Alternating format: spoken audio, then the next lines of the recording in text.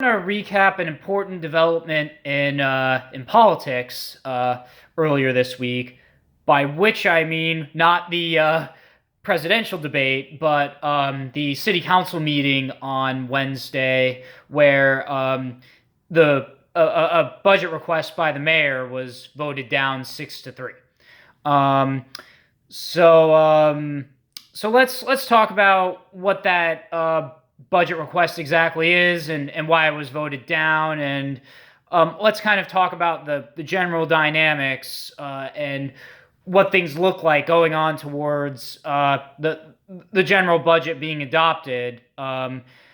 Because there's kind of a lot to unpack with yet another budget resolution requested by the mayor being voted down. The first budget resolution was, of course, the local income tax 2 weeks ago. That was voted down 5-4, and now this one was voted down 6-3. So if you're the mayor, it's not looking good for you in terms of in terms of your budget requests. You're not really getting much of anything. And that kind of leads to a very tense finale in October 15 when the final budget vote is scheduled, because there obviously isn't much agreement as to the budget and how it stands.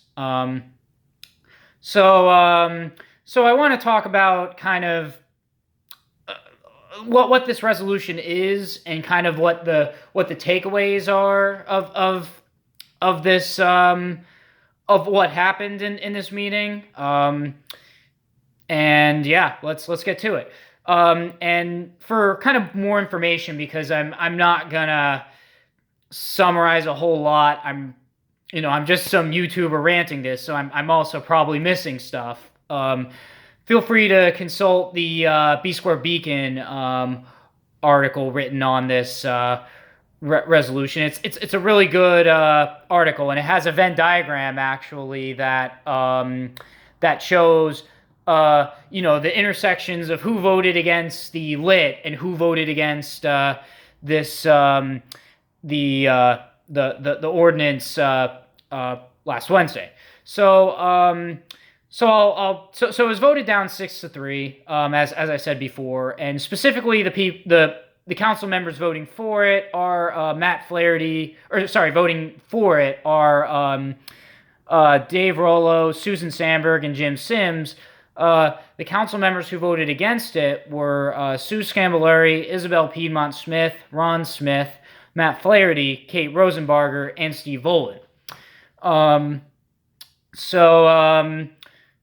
So it's an interesting mix of people that voted against this, because it's in some ways this ordinance is more complicated. The dynamics of why this vote happened is more complicated than the lit, because in the lit you really had two sides to the argument. Either you were for the lit for like so and so reasons, or you were against it for so and so reasons. And there's different areas in which they were opposed and supported, like differing ideologies in local politics had different reasons, but like here it's less pronounced, where you really have three sides to this issue.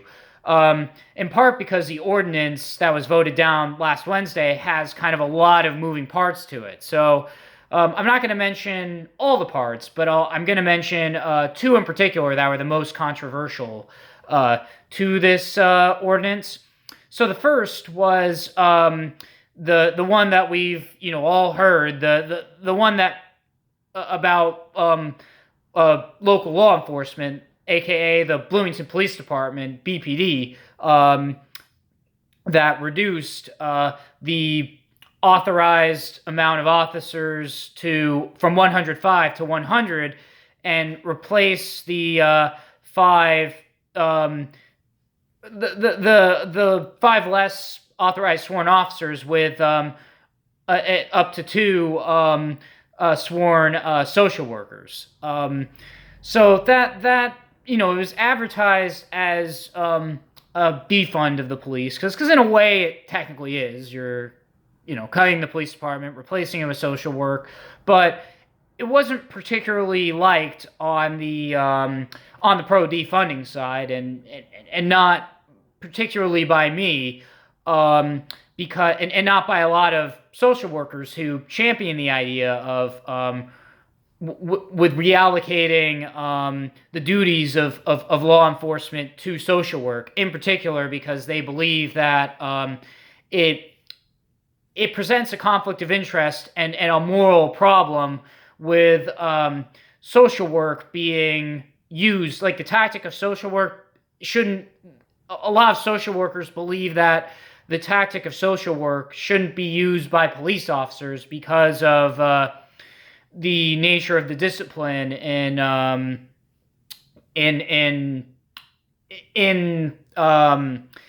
trying to punish crime. It's not going to be helpful to have social work used to. It presents a conflict of interest, in other words, and it's not going to result in the kind of de-escalation that is that is desired. It presents that conflict of interest and doesn't help the systemic issue. What a lot of social workers, at least the ones that went to the meeting and spoke against it, were saying is that it would be better if the social work was its own department, like Cahoots, I believe, in Oregon. Like, there's a program in Oregon that diverts, I think, something like 20%, but correct me if I'm wrong, 20% of 911 calls to social work, and that's what is desired. But the social work is its own department and isn't collaborating with the police department. So that's one realm of opposition to it, and then there's another realm of opposition to it, also from kind of the more progressive side, which is that there's another part of the ordinance that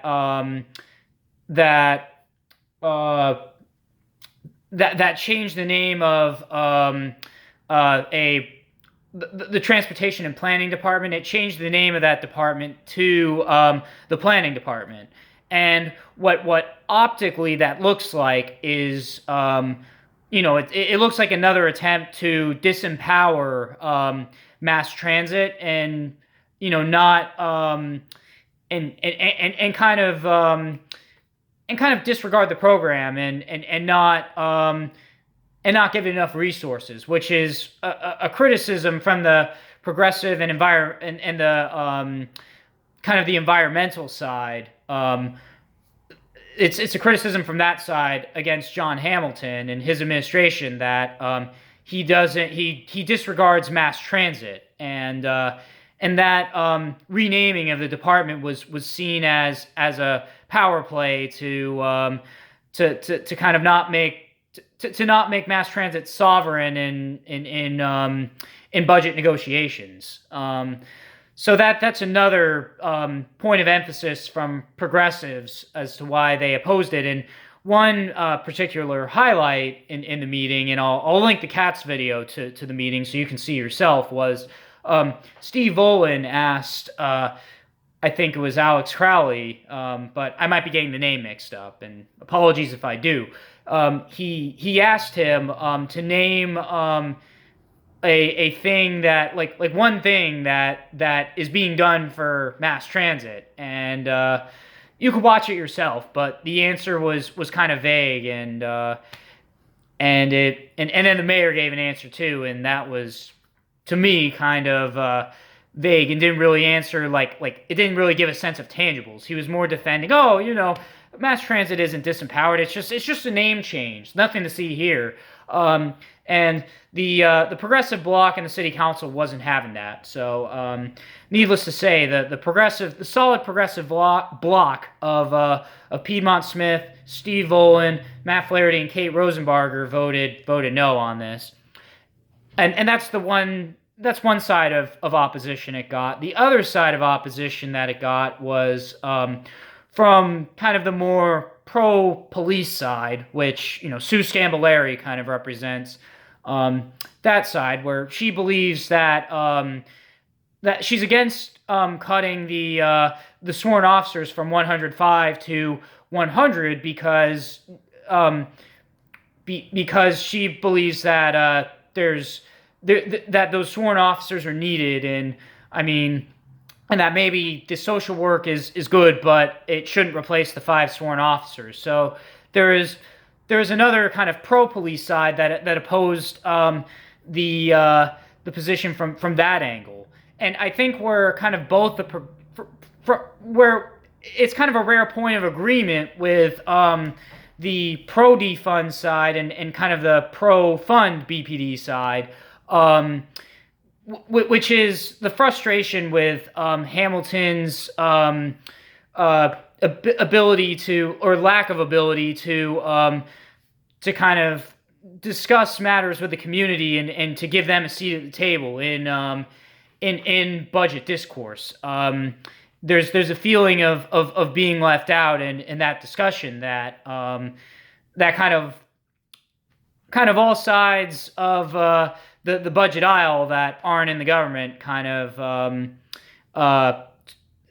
feel like there's a feeling of that Hamilton just does closed room backroom deals and doesn't put the community at the forefront of these discussions. And I would agree, and I think that's a major takeaway is that ultimately, in order for John Hamilton to be able to propose resolutions that is going to be adapted by the city council, Hamilton needs to make not just them, but the not just the city council itself, who kind of feel left out, but at times, but also the community in general. They need to feel included too, because when you do that, then you'll get the community to be more supportive of your requests and not opposed to your requests, because there's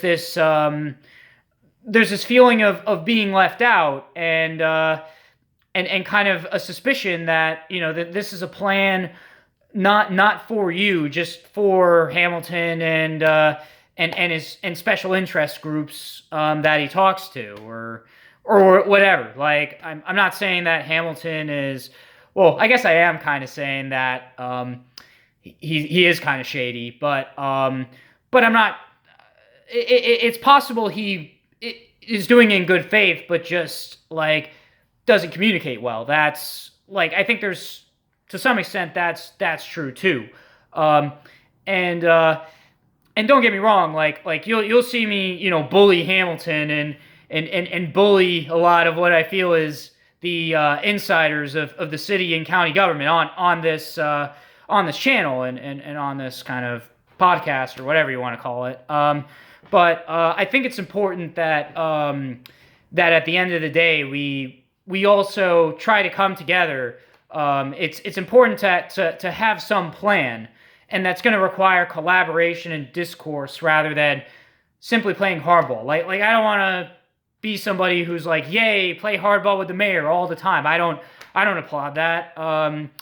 But sometimes it's necessary, and I think the progressive bloc of the city council, in order for them to be part of the table, they have to use their leverage and vote no when they're not part of the discussion. I think that's totally merited when the mayor is doing everything to make it seem like he's not willing to work with anyone on this except himself and whoever else he collaborates with. So and then there's, I guess, one more final thought, which is what does this mean? Because I kind of support the general effort to defund the Bloomington Police Department. What's the takeaway from that angle? Like who really won? Because I mean, what's kind of sad about this is that this whole ordinance. I mean, not saying that the idea to the overall plan to cut 105 officers to 100, replace it with 2 social workers, is necessarily good. But I was kind of excited when the mayor advertised it as a defunding of BPD, and that we were gonna get some tangible change. But it looks like it wasn't it. It didn't. It did remove 5 officers, but does that really move the needle? And is the 2 social workers, doesn't that present a problem on its own? So let me know, in the comments or in a DM, kind of how you feel about it. And yeah. But to kind of finish, is this a win? Like who kind of wins? And I don't know. It's a complicated answer, because on the one hand, we're kind of back to square one with the Bloomington Police Department just kind of being as is, not really anything changing, but things being more or less the same. But in a way, I think that's kind of a win for us if things become the same, and we actually kind of not defund BPD, but stop the increase in the budget for BPD, which, if you look through the budget history, there's been more and more money going to the Bloomington Police Department. And I think that in between, I mean, we're not going to get a lot of taxpayer money in the future. I think it's fair to ask BPD to not have their toys. They're going to get their scooters or whatever, and I guess that's dandy or whatever, but they shouldn't have their gas masks. And I think anything in terms of like winning or losing, we have to stop BPD from getting their gas masks. That has to go completely away. Because I mean, whether we defund BPD or whatever, we have to demilitarize BPD. That's the number one essential thing we have to do. And to do that, to remove the Bearcat, that's one thing. Sell it, and we can also. But another thing is email your city officials and email them frequently about how we got to get rid of gas masks. And don't let Chief Decoff gaslight you about gas masks, because he's saying on the one hand we don't really need it, we're not really going to use it, but also we need to do it for training purposes. Well, if you don't need to use it, Chief Decoff, why do you need to train with it? So yeah, that's all I have to say, and thanks for watching, and hopefully I make a video that's shorter. And until next time.